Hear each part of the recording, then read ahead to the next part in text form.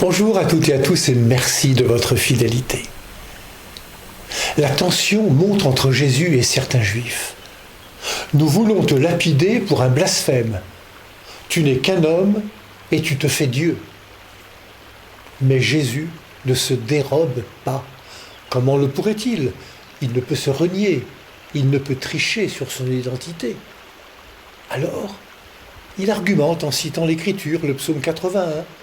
Je l'ai dit, vous êtes des dieux, des fils du Très-Haut, vous tous. Cette idée de partager la divinité, nous l'avions déjà dans le livre de la Genèse, au chapitre 1. Dieu dit, faisons l'homme à notre image, selon notre ressemblance. Et Jésus, qui est pleinement homme, est aussi pleinement Dieu.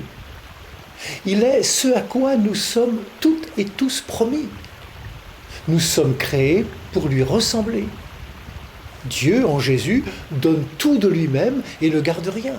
Jésus est celui qui nous ouvre à notre vocation humaine, qui est de partager la vie de Dieu. Irénée, un théologien bien connu à Lyon, écrivait « À cause de son amour infini, le Christ est devenu ce que nous sommes, les humains, afin de faire de nous pleinement ce qu'il est, autrement dit Dieu. » Ne percevons-nous pas ce désir de communion? N'aspirons-nous pas au désir d'une vie harmonieuse, en paix et en vérité? Jésus ne cesse de dire que cette vie est à notre portée et quelle est notre destinée, notre avenir.